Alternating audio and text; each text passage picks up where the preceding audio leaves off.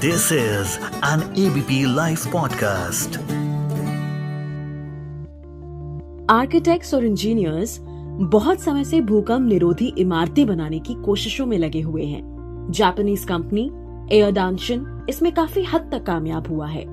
Japan में भूकंप से होने वाले नुकसान से बचने के लिए खास टेक्नोलॉजी पर काम किया जा रहा है, जिसमें घर को कोई नुकसान नहीं होगा, और इसे कहा जा रहा है लेविटेटिंग हाउस टेक्नोलॉजी। क्या है ये, इंडिया में कब आएगी, इसके अलावा भी कौन सी टेक्नोलॉजीज हैं जिनका इस्तेमाल भारत में किया जा रहा है, भविष्य में किन टेक्नोलॉजीज के आने की संभावना है जो हमें भूकंप से होने वाले नुकसान से बचा सके। जानिए सब कुछ आज के FYI में सिर्फ ABP लाइव पॉडकास्ट पर। हेलो, मैं मानसी हूँ आपके साथ, और मेरे साथ में जुड़ चुके हैं doctor Sumer Chopra, director institute of seismological research. Welcome to ABP live podcast sir, thank you so much for taking out time.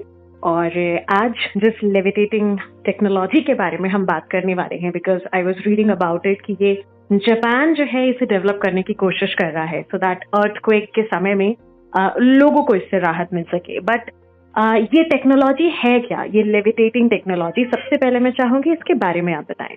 देखिए, ये लेविटेटिंग टेक्नोलॉजी ऐसी है कि जैसे हम अर्थक्वेक कोई भी आता है तो जनरली क्या होता है कि ग्राउंड में वाइब्रेशंस आती हैं, और कोई भी ग्राउंड के ऊपर आपने स्ट्रक्चर बनाया है, हाउस है या कोई आपके डैम है या कोई अगर आप बात करें ब्रिज है, कोई भी इंफ्रास्ट्रक्चर है, तो वो जनरली ग्राउंड मोशंस वो स्ट्रक्चर में ट्रांसफर होती है।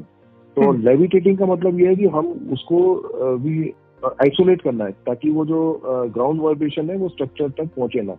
तो उसको हम आइसोलेशन करते हैं। उस टेक्नोलॉजी को लेविटेटिंग मीन्स हम उसमें गैप क्रिएट करेंगे between the houses and the ground so that कोई भी अर्थक्वेक आएगा, ग्राउंड मोशंस होंगी, वो हाउस में या कोई भी इंफ्रास्ट्रक्चर है, कोई भी स्ट्रक्चर है, उसमें ट्रांसफर नहीं होगी। तो ये एक लेविटेटिंग टेक्नोलॉजी है, इसमें एक एयर गैप रहेगा।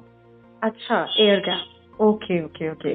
तो जापान में जिस तरह से ये डेवलप की जा रही है, क्या इन फ्यूचर कोई स्कोप कि इंडिया में इस तरह की टेक्नोलॉजी को अडॉप्ट किया जाएगा?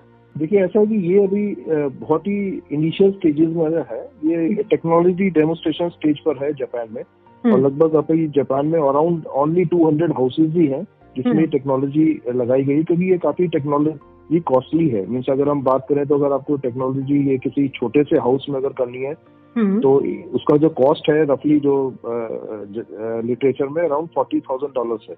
हाँ। और दूसरा, इसमें अगर मैं आपको टेक्नोलॉजी की बात करूं, इसमें क्या करते हैं, इसमें सिस्टम ऐसा है कि एक आपके पास सेंसर होता है और एक आपके पास कंप्रेस एयर का जनरेशन इक्विपमेंट होता है। हाँ। तो सेंसर क्या करेगा, जैसे कोई भी अर्थक्वेक कभी भी वो सेंस करेगा ऐसे अर्थक्वेक आएगी तो इमीडिएटली वो सिग्नल कंप्रेसर को भेजेगा, और वहां से कंप्रेस गैस जो है इमीडिएटली इंजेक्ट की जाएगी हाउस के फाउंडेशन में, बॉटम में, जिससे हाउस क्या है कि लगभग 3 सेंटीमीटर ऊपर हो जाएगा एयर से, और वो लगभग 80 से 90 सेकंड ऊपर रहेगा। और जब वो वेव्स पास हो जाएंगी, जो डिस्ट्रक्टिव वेव्स होती है अर्थक्वेक्स की, उसके बाद वो नीचे फाउंडेशन पे धीरे धीरे आ जाएगा। ओके ओके, तो ये जो टेक्नोलॉजी है, सो आपने बताया कॉस्टली है, इसलिए इंडिया तो अडॉप्ट नहीं करेगा। पर जब मैं आपसे इस इंटरव्यू को लेकर कॉन्वर्सेशन कर रही थी कि हम इस पर बात करना चाहते हैं, तो आपने कहा था कि इंडिया में इसके अलावा बहुत सारी टेक्नोलॉजीज हैं तो हम यूज कर रहे हैं या जिनके बारे में रिसर्च चल रही है। तो उन टेक्नोलॉजीज के बारे में अगर आप बताएं। देखिए, बहुत ही कई टेक्नोलॉजी, काफी चीप टेक्नोलॉजी अवेलेबल है। अगर हम वो टेक्नोलॉजी को फॉलो करें तो हमारी जो हाउस की कॉस्ट है, आप सरप्राइज करेंगे, वो लगभग 5 से 10% इंक्रीज होती है हाउस। मोस्टली अगर आप जोन जैसे 3-4, जैसे इंडिया को 5 जोन्स में बांटा गया है, जोन 2, 3, 4 एंड 5। 5 मीन्स जहाँ पर मैक्सिमम 8 मैग्नीट्यूड करके आ सकता है, 4 जहाँ पर 7 तक के आ सकते हैं, हाँ। आपका 3 जहाँ 6 तक के आ सकते हैं, और जहाँ 2 जहाँ पर 5 तक के आ सकते हैं। तो अगर आप जोन 3 और 4 में अगर आप कोई बिल्डिंग बना रहे हैं तो हार्डली 5% कॉस्ट आपकी बढ़ेगी। और काफी टेक्नोलॉजी चीप अवेलेबल है। मीन्स अगर मैं आपको बात करूँ तो एक बेस आइसोलेशन टेक्नोलॉजी है। बेस आइसोलेशन का मतलब ये, जैसे इसमें हम एयर बीच में उसको आइसोलेट करती है बिल्डिंग और फाउंडेशन को। उसमें बेस आइसोलेशन में क्या है कि हम एक काइंड, अगर हम बात करें तो एक काइंड ऑफ शॉक अब्जॉर्बर जैसे हम गाड़ी में लगाते हैं। गाड़ी में जैसे गड्ढों में गाड़ी चलती है तो उसमें ऑलरेडी शॉक अब्जॉर्बर्स है। जो शॉक्स, जो गाड़ी का मोशन है, कोई भी खड्डा आएगा या कोई वर्टिकल डिफॉर्मेशन है, उससे वो ट्रांसफर नहीं होता गाड़ी में हमारे पास। तो वो उस टाइप के शॉक एब्जॉर्बर्स बिल्डिंग के फाउंडेशन में लगाए जाते हैं। इसका सबसे क्लासिक एग्जांपल है कि 2001 अर्थक्वेक के बाद भुज में एक हॉस्पिटल बना था, वो हॉस्पिटल में बेस आइसोलेशन टेक्निक दिया गया। तो वो बेस आइसोलेशन है, फिर उसमें भी डिफरेंट है, जैसे डैम्पनर्स लगाते हैं, डैम्पनर्स की भी डिफरेंट टाइप्स है, मास डैम्पनर्स है।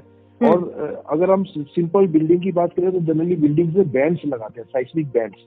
बैंड्स का मतलब होता है कि आप फाउंडेशन लेवल और आपका प्लिंथ लेवल और आपके ऊपर जैसे डोर्स एंड विंडोज का लेवल और लेंटर लेवल, ये चारों जगह पे आप बैंड्स बनाते हैं। बैंड्स में वो बिल्डिंग को होल्ड करके रखता है। जैसे अब कोई भी अर्थक्वेक की मोशन आएगी, जनरली हम क्या बिल्डिंग को हम जनरली जो उसका डिजाइन है अर्थक्वेक के लिए, हम हॉरिजॉन्टल वर्टिकल फोर्सेस के लिए तो ऑलरेडी डिजाइन है, क्योंकि बिल्डिंग की जो ग्रेविटी होती है वो उसको अपोज करती है मोशन को। जनरली जो डिस्ट्रक्शन होता है वो हॉरिजॉन्टल फोर्सेस से होता है। तो हमें हॉरिजॉन्टल फोर्सेस को कंपनसेट करने के लिए बिल्डिंग को अर्थक्वेक रेजिस्टेंट डिजाइन बनाते हैं। तो ये जब हम बैंड्स 3 लेयर पे अगर हम बैंड्स लगाएंगे तो उससे क्या होता है कि building as a single unit move करेगी। जनरली अगर आप बिल्डिंग में आपके पास डिफरेंट हाइट्स के स्ट्रक्चर्स आपने बनाए हैं, जैसे आपने 1 रूम का स्ट्रक्चर है, उसके बगल में 2 रूम्स का बना दिया, बट डिफरेंट साइज है, तो उसमें क्या होता है कि वो जब अर्थक्वेक की वेव्स आएंगे तो डिफरेंट स्ट्रक्चर डिफरेंट फ्रीक्वेंसी से मूव करेंगे। इससे क्या होता है, डैमेज होने के चांसेस होते हैं। तो अगर आप साइस्मिक बैंड से वो बिल्डिंग को जोड़ के रखेंगे, तो जैसे हम कोई भी लकड़ी का स्टैक होता है, और अगर हम स्टैक मतलब 4-5 लकड़ियां हैं, उसको एक साथ हम रस्सी से बांध देते हैं, उसको तोड़ना मुश्किल होता है। अब सिंगल स्टैक होता है, उसको इजीली तोड़ सकते हैं।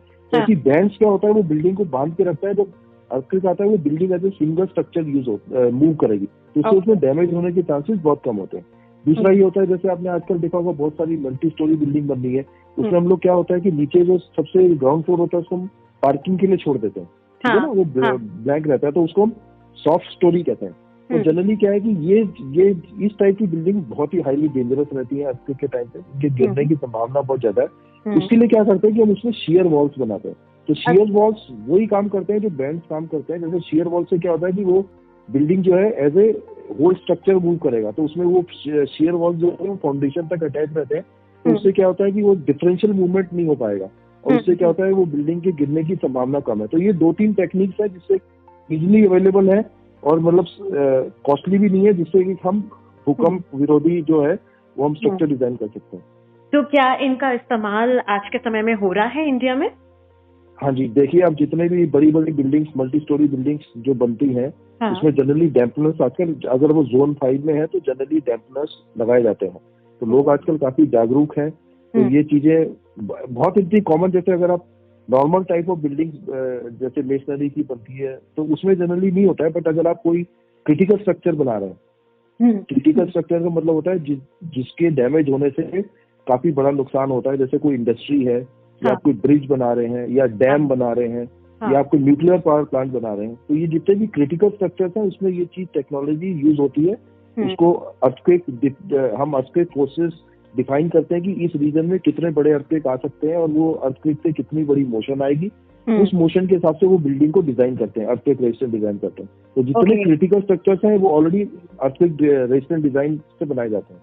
ओके। और अगर ये जो टेक्नोलॉजीज हैं, आपने बताया कि ये तो एग्जिस्टिंग टेक्नोलॉजीज हैं, इजीली अफोर्डेबल, फ्यूचर में किन टेक्नोलॉजीज को अडॉप्ट करने के बारे में इंडिया जो है वो देख रहा है?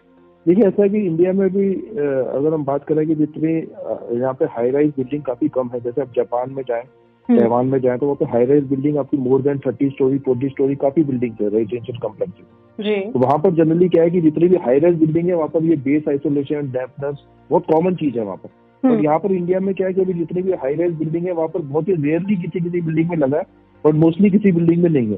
तो फ्यूचर में हो सकता है कि जितने भी हाई राइज, क्योंकि अभी क्या है कि आजकल हमारे जमीन जो है वो लिमिटेड है, तो अभी हॉरिजॉन्टल एक्सटेंड सिटीज का पॉसिबल नहीं है। तो जनरली जो डेवलपमेंट होगा वो वर्टिकली होगा। तो वर्टिकल होगा तो जो डिमांड है हमारी हाई राइज बिल्डिंग की फ्यूचर में बढ़ेगी। तो फ्यूचर में हाई राइज बिल्डिंग की डिमांड बढ़ेगी, तो ये पॉसिबल है कि जितने भी हाई राइज बिल्डिंग फ्यूचर में डिजाइन होगी उसमें शॉक अब्जॉर्बर, बेस आइसोलेशन, डैम्पनर्स, ये कॉमन चीजें हो जाएंगी। और जब ये कॉमन हो जाएंगी तो धीरे धीरे ये सस्ती भी होने की संभावना। बिल्कुल सर, बिल्कुल। आज जो हमने ये टॉपिक उठाया है, इसको लेकर अगर आपको लगता है कोई चीज जो हमने कवर नहीं की और जो एक आम जनता तक पहुंचनी चाहिए बात, वो अगर आप बताना चाहें। देखिए मैं यही कहता हूँ कि जनरली लोगों के माइंड में वो बहुत ही मिसकंसेप्शन है कि अर्थक्वेक रेजिस्टेंट डिजाइन बनाने से, एक तो मिसकंसेप्शन ये है कि अर्थक्वेक रेजिस्टेंट और अर्थक्वेक प्रूफ। जैसे कई बिल्डर्स जो है वो आपको एडवर्टाइजमेंट देखा होगा आपने ब्रोचर में, ये बिल्डिंग हम अर्थक्वेक प्रूफ बना रहे हैं। देखो कोई भी बिल्डिंग अर्थक्वेक प्रूफ नहीं बन सकती, क्योंकि उसको क्या है कि डिजाइन करने के लिए उसकी कॉस्ट इतनी बढ़ जाएगी कि वो इकोनॉमिकली वायबल नहीं होगी। तो हम अर्थक्वेक रेजिस्टेंट बना सकते हैं। रेजिस्टेंट, अर्थक्वेक रेजिस्टेंट का मतलब ये है कि बिल्डिंग में थोड़ा बहुत डैमेज होगा, कोई अर्थक्वेक बड़ा आएगा तो, बट वो कोलैप्स नहीं होगी बिल्डिंग, ठीक है ना, छोटे मोटे क्रैक्स आ सकते हैं, तो अर्थक्वेक रेजिस्टेंट बिल्डिंग है। तो हमें हमेशा अर्थक्वेक रेजिस्टेंट बिल्डिंग बनती है, अर्थक्वेक प्रूफ नहीं बनता है। और दूसरा, लोगों के माइंड में ये मिसकंसेप्शन है कि अर्थक्वेक रेजिस्टेंट अगर हम कोई स्ट्रक्चर बना रहे हैं तो उसकी कॉस्ट दुगनी 4 गुनी हो जाती है। ऐसा नहीं है। जैसे मैंने आपको बताया, वो 3 से 4%, मोस्टली 5% होती है। अगर आप कोई क्रिटिकल स्ट्रक्चर बना रहे हैं तो उसका 10% इंक्रीज हो सकता है, तो मोस्टली वो 5% के आसपास इंक्रीज होगा। तो अगर आप 100 रुपए में 5 रुपए एक्स्ट्रा डाल के अगर आपकी बिल्डिंग अर्थक्वेक रेजिस्टेंट बनती है तो मेरे हिसाब से उसके लिए जाना चाहिए। जी जी जी, बिल्कुल सर। बहुत बहुत शुक्रिया आपका हमारे साथ जुड़ने के लिए एबीपी लाइव पॉडकास्ट पर। मैं मानसी हूँ आपके साथ। इस ऑडियो को प्रोड्यूस किया है ललित ने। सुनते रहिए एबीपी लाइव पॉडकास्ट।